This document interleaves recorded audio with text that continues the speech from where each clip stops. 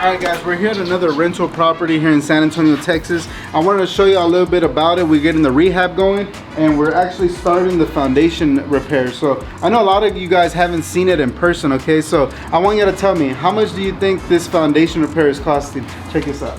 Alright guys, so I want to show you a little bit of foundations and what they consist of, okay? So on this house right here, we had to add 90 feet of beams right here. These are your beams along all the walls.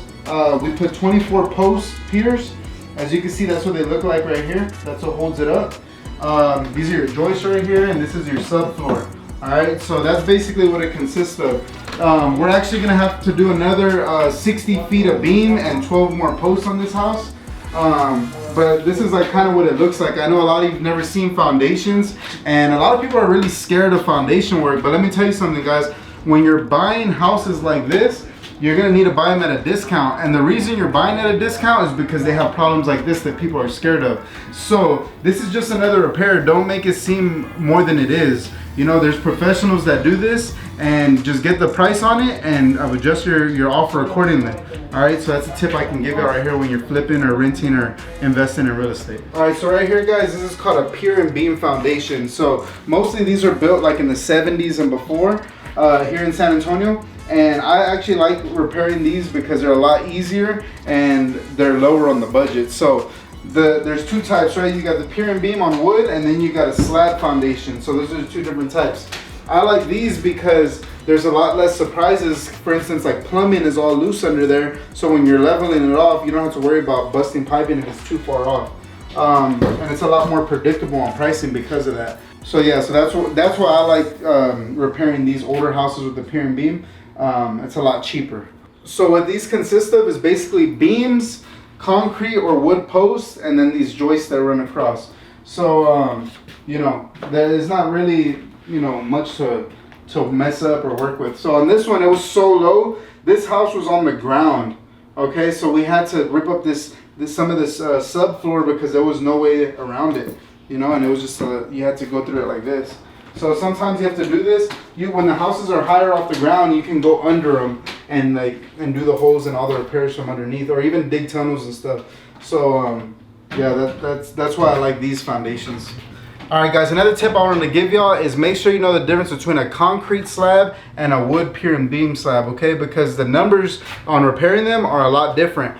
One major thing is that when you're repairing concrete slab foundations, you can have issues with the plumbing, okay? So make sure you have a guy that knows what he's doing, that he can tell you if you're gonna have problems with that, or get a plumber, a professional that knows what they're doing to make sure that your rehab estimate is good and you're not underbidding yourself, okay? So when you make your offer, it's a good spot on offer, okay? All right, so right now we just left one of the rentals. We're doing a foundation repair on it. We're just getting that one started, and then we're heading to the title company to go close on another one that actually yours truly, the man behind the camera, found. Oh, that was mine. Yeah, that's the one we're doing. Yeah, that's the one we're going to close today. So man, like, that's how much we really do deals, man. Even my camera guy does deals, baby. We don't fuck around. It just rubs off, man. You're around us so much, you just gotta do deals. For sure. So yeah, that's where we're going right now, and then we're gonna go take my guy Juan out to lunch, the escrow agent. So yeah, day in the life, man. Come with us, let's go. I'm actually closing on a house right now. I was on live the other day at it. All right, so we're right here, man. Met my boy Juan. This is the A1 service right here, right? Did I say way? I meant to say baby. This is the A1 service right here, man. We're at barbecue restaurant here in San Antonio. My boy brought the sheets, and then after this, you're gonna go sign them at their house, right? Yeah. That's the A1 service. You gotta make sure you get yourself a Juan, your escrow officer, man.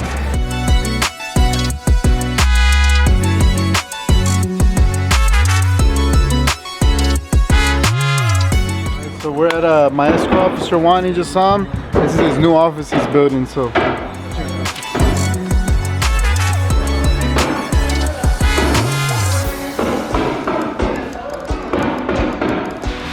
My conference room. It's a lobby right here? Yeah, that's a lobby. The conference room. Yeah. Put a TV over here. Conference room. It's a lot bigger than the other one. Yeah. Got a half bath. It's a bathroom? It's a half bath. This is a smaller office, maybe for an assistant. And you got another office.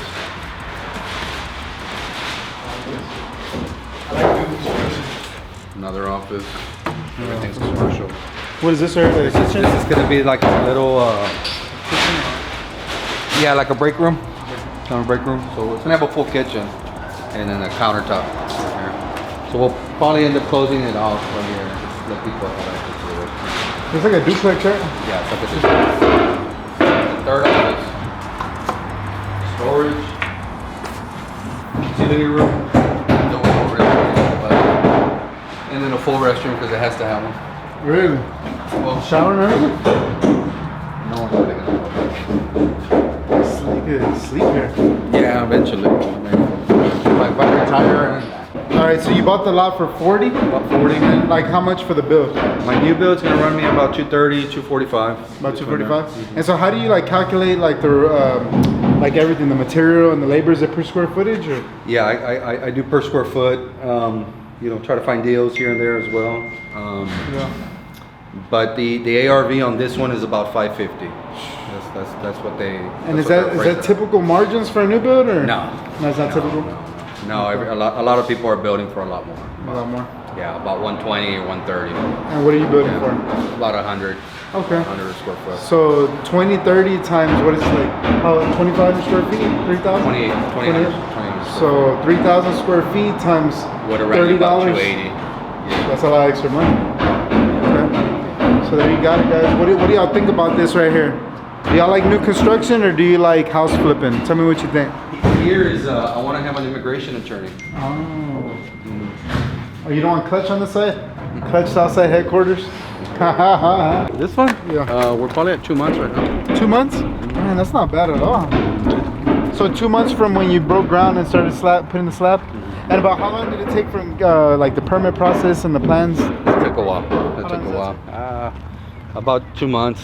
So as 2 well. months to get approved and then 2 months to... Yeah. It's just because of the architects are super busy and the engineers, you know, they got other jobs, you know, they keep going and going.